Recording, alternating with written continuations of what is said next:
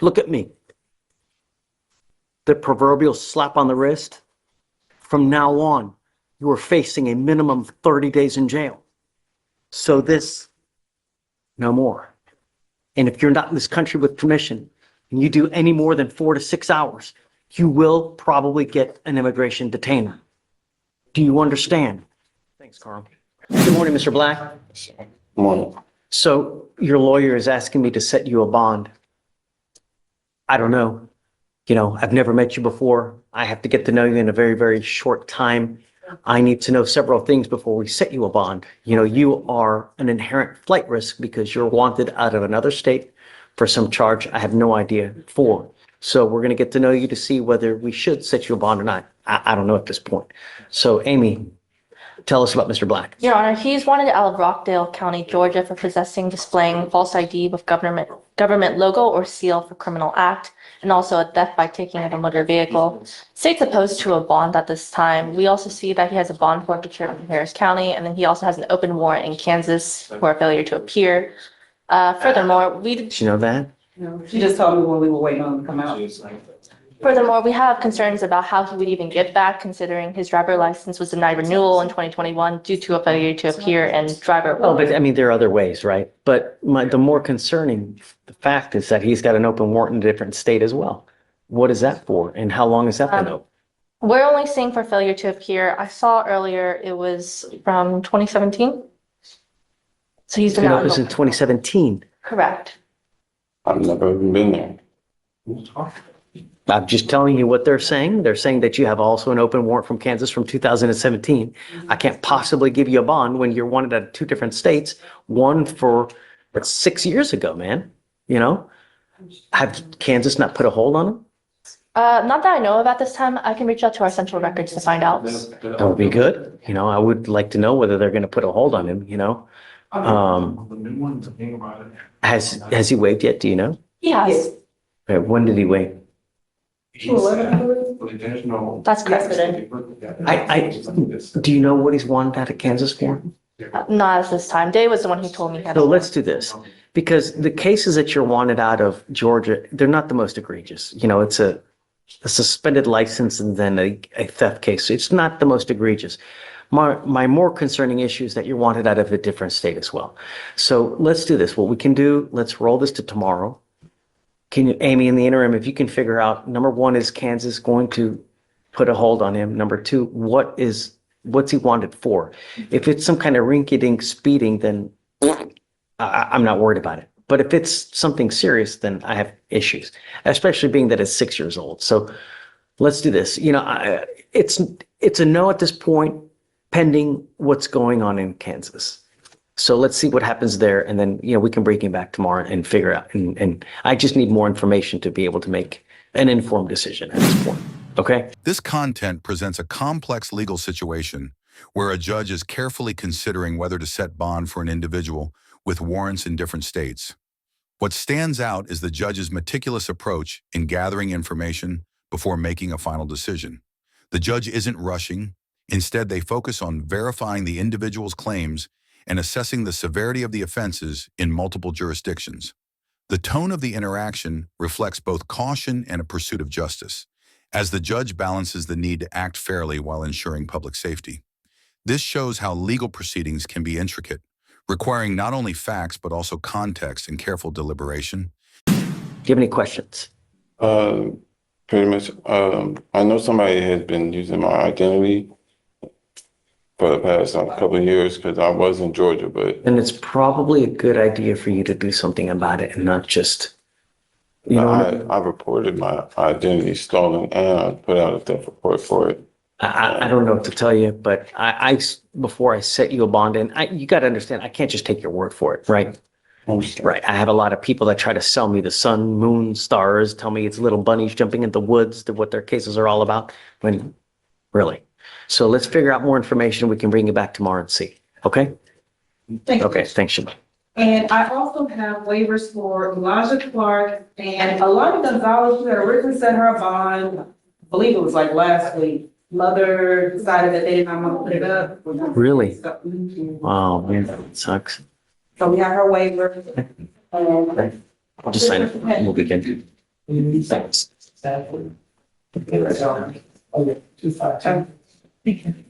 Gonzalez on the dock today? Yes. Set the bond at.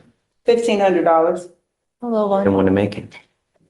I think, so when they were going to the bonding companies, they kept saying that even if they did it, that she would still want it, they were giving her a hard time. So I suggested that they go put the full amount up at 49 cents a cento. She told me that they were gonna do that, and then she called me, whatever day I sent the email the day before yesterday, indicated that they weren't able to do that, or they didn't want to do that, or whatever the case may be. So she's really just been I sitting there. mean, it's a lot of money, and Because I explained it very clearly the first time I called Judge. It's unfortunate that she had to sit for a week. She could have been gone to Louisiana by now, I Right. believe. Okay. They assured me that they would before I signed the document that day. Okay, guys, thanks. Okay, Willie.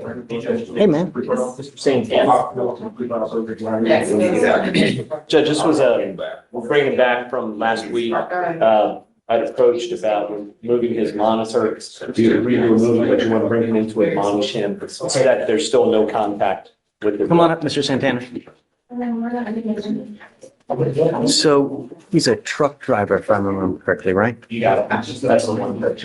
The unlawful restraint is it an is it an ex-wife? Is that No, they're her? going through a divorce. They've had no contact since the inception of this matter. Whether the divorce goes through remains to be seen, but as of right now, they're separating for sure. Or you think that there's, so I don't think. I need you to understand, Ms. Santana, come on up. I need you to understand that, so Willie says that you guys are going through divorce. It may not happen. I hope that you're not having contact with this person because I've ordered you not to have contact with this person. There's been no contact. Don't. If I find that you're having contact and I don't care whatever mean it is, I'm going to throw your butt in jail. Do you understand? It looks like to me like you're having contact with her. This content highlights how a judge carefully navigates managing a no-contact order while handling the complexities of personal relationships in a tense and emotionally charged legal situation. The judge's firm stance on preventing any further contact between Mr. Santana and his ex-wife emphasizes how crucial it is to follow court orders, regardless of personal circumstances. The interaction reflects the judge's determination to ensure safety and compliance, sending a clear message that there will be serious consequences if the order is violated. Despite Mr. Santana's claims, the judge remains resolute, showing how important it is to maintain legal boundaries in situations involving personal conflict. This case illustrates the delicate balance between personal freedom and the protection of others, as well as the power of the court to enforce these boundaries. Ultimately, the judge's clear warning symbolizes the weight of accountability within the legal system. Pretty high that it's been, I think that the court would receive no. Your Honor, if I may, when speaking with the complainant, she advised that she'd be comfortable with an intermediary. She does not want contact, but she'd be comfortable with an intermediary for the purpose of their children, but that's the extent that she's willing to. Last time you talked to her. So the last time was November and we were unable to get a hold. I can reach out now No. and try right now. Yeah. Yes, Judge. I mean, I want to know that he's not having contact with her before I take that thing off, So let me make sure. And if so, I'll take it off. Yeah, I'm pretty comfortable with it because he's out of town. We'll see. He can't be. There are many other ways that someone can reach. Take a seat in the jury box. They were unable to get in touch with her. And Judge, so given that we're unable to get in touch with her, we're not opposed to removing the GPS. We just No, because we just want to keep the no contact, Your Honor. That's the main thing is she wants no contact. We want to respect that. But otherwise, I mean, we don't have any indication she's not getting in contact with us about any further incidents and we can't get a hold of her now. So, how many times have you reached out to her? so we reached out to her. One today. The last time as well, last time he told me I reached out then, and then today I reached out again. I even tried reaching out to her emergency contacts on her driver's license and nobody's answering to get a hold of her. Judge, I firmly believe that had there been an issue, she would have been in touch with the state. If he's a trucker, he's moved out, he's living in his truck. I brought him off the route. But I mean, all I'm doing is taking off the device, right? But so you're saying he's sleeping in his car. I mean, what? Well, I mean, I brought him off route because I thought this was already agreed to that we were going to do this last week and brought him into admonition to maintain no contact, which he's already been doing. Mr. Santana, come up. Do you have an offer in this case, Willie? Offer. Can you put an offer in this case? We'll look at it, Your Honor. Okay. I will reluctantly take it off, but I want you to understand that you're not to have contact with this person. If I find that you do, I will issue a warrant for arrest. I'm going to put you in jail. Do you understand? No means no. I don't care what's going on. I don't care who. If you want to have any kind of contact with her, you must use an intermediary, someone else to use to contact And her. they have one. They have an intermediary. Who is it? It's the daughter. Yes, Judge, it's the daughter. All right, Mr. Santana, good luck. All right. Okay. All right, Willie. Thank you, Judge. You got it, man. Mr. Smith, you're charged with criminal trespass. You are facing up to 6 months in jail and or a $2,000 fine. We're going to do probable cause. You have the right to remain silent. Anything you say can or will be used against you. You have the right to have an attorney present. If you cannot afford one, one will be appointed to you, sir. Yes, Judge. On February 5th, 2025, a University of Houston student found the defendant sleeping inside a campus building on the 4th floor and believed the defendant was not a resident. The student alerted the on-call desk attendant, who called campus police. Campus police made contact with the defendant, and after running him through TCIC, gyms, and locals, found an active issued campus-wide criminal trespass warning from May 16th, 2024.